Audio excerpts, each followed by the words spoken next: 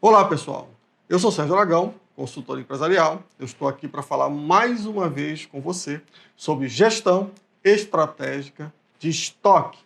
Eu quero te trazer três dicas que, se aplicadas ao seu negócio, você vai poder fazer grandes economias financeiras ao longo do tempo de vida da sua empresa.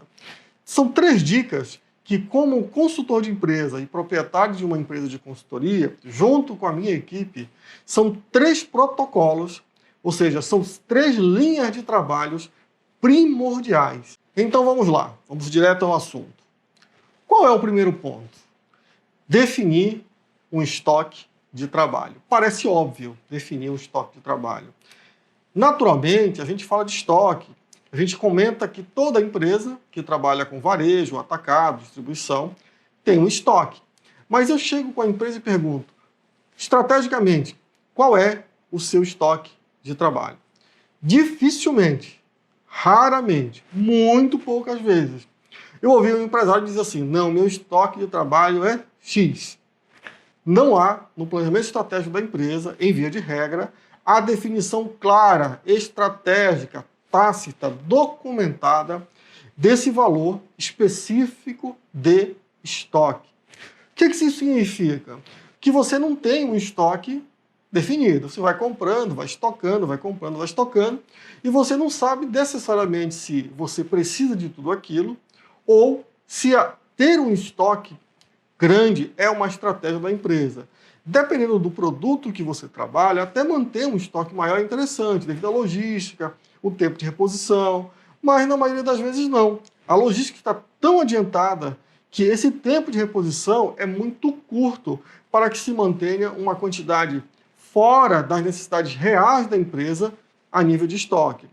O que esse estoque acima de uma previsibilidade ou de um valor definido pode prejudicar a empresa? Primeiro, todo estoque é valor, ou seja, valor financeiro ativado. Tanto é que o estoque fica no ativo da empresa, é um ativo de trabalho. Uma vez que você investe muito capital no estoque, você está tirando capital de outras áreas da empresa. Você está tirando dinheiro, por exemplo, para financiar o seu cliente. Você está tirando dinheiro de áreas de logística, por exemplo, você poderia estar investindo. Você está tirando dinheiro do seu caixa. O melhor lugar para que o dinheiro da sua empresa esteja é no caixa. Uma vez que você pegou todo esse dinheiro e investiu no estoque, muitas vezes você tem três grandes problemas aí. O primeiro problema, que é o mais clássico, mais recorrente e historicamente mais comum, é descolamento do caixa. Ou seja, eu reponho mercadoria acima de uma taxa de venda. Ou seja, eu estou repositando, além de eu não ter um valor definido de estoque, eu estou comprando mercadoria muito superior, um volume muito superior daquele de reposição do que eu vendi. Então, além de estar comprando demais, eu estou comprando muito a mais do que eu preciso ou do que eu vendi, e eu estou tirando esse dinheiro do caixa para novamente fazer uma ativação. Quando eu faço isso numa taxa de incremento, ou seja, desalinhamento da minha necessidade de reposição com a necessidade, com o caixa real oriundo ou proveniente da venda daquele quantitativo de vendas, eu tenho descolamento do caixa, ou seja, eu fico sem dinheiro para pagar fornecedor ou contas da minha margem de contribuição. O que acontece? Aí eu vou lá no sistema financeiro, eu peço capital de giro, eu vou no sistema financeiro e antecipo o cartão de crédito, eu vou lá no sistema financeiro e antecipo o boleto, começo a trabalhar com capital de terceiro a um juros elevado, partindo do princípio que atualmente a Selic está muito alta, ou seja, eu começo a ter um desalinhamento do equilíbrio entre reposição de estoque por necessidade e uma ausência de suprimento financeiro para pagamento de várias despesas. A segunda coisa que acontece quando você compra muito, eleva o teu estoque a uma taxa superior ao aumento do seu faturamento.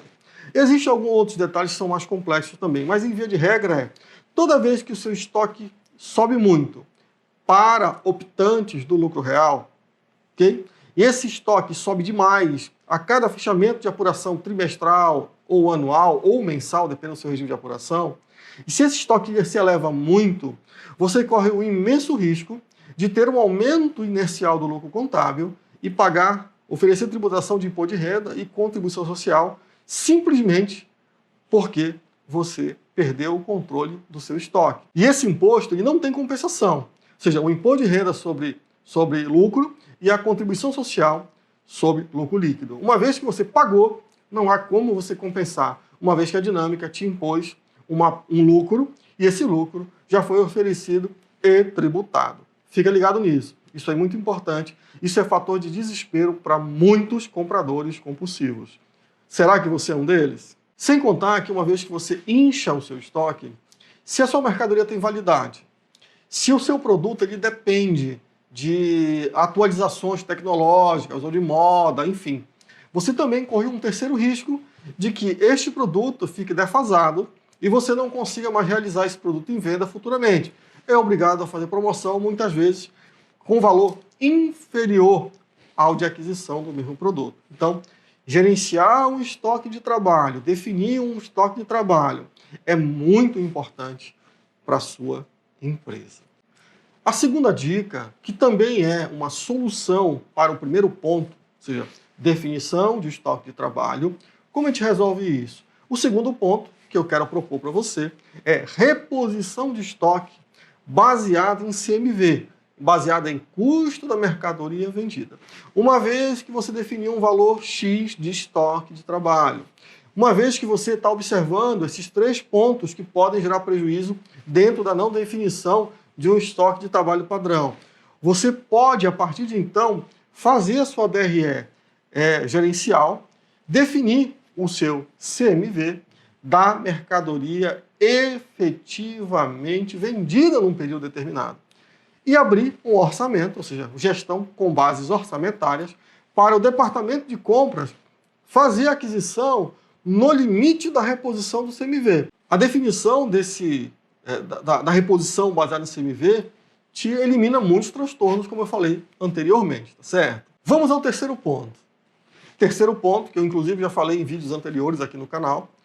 Terceiro ponto, e muito relevante, muito importante, é manter a classificação tributária de PIS e COFINS e ICMS do teu produto para revenda perfeitamente em dias com a legislação. A legislação muda todos os dias, PIS e COFINS é de âmbito federal, ICMS é de âmbito estadual, uma vez que é uma dinâmica intensa de modificações de portaria, alteração de lei. Se você não tem um método, uma equipe, um suporte para manter periodicamente esse kit de itens, esse mix de itens atualizados, você pode perder centenas de milhares de reais muito facilmente e sem perceber. É interessante que você tenha uma rotina, uma empresa, uma assessoria, que mantenha isso perfeitamente classificado. Você imagina uma determinada empresa, tem ramos de atividade que a gente atende, que tem 20 mil itens ativos de estoque. Como você vai manter 20 mil itens perfeitamente alinhados se você não tiver ajuda externa, habilitada, treinada, capacitada para fazer isso? Então, o terceiro item, mantenha o seu cadastro de produtos atualizados para que a sua apuração lá no escritório contábil que lhe presta serviço seja perfeita e habilitada e você não precise pagar nem um centavo a mais do que realmente é devido. Pessoal, era isso que eu queria falar para vocês hoje. Fica aqui o meu grande abraço. Eu sempre digo que consultoria mais do que uma profissão, é um estilo de vida. Eu espero que você tenha gostado do vídeo. Se gostou, dê o seu like, dê o seu joinha aqui. Compartilha caso você entenda que alguém possa ser beneficiado com um vídeo como esse. E eu te aguardo até o próximo vídeo. Muito obrigado.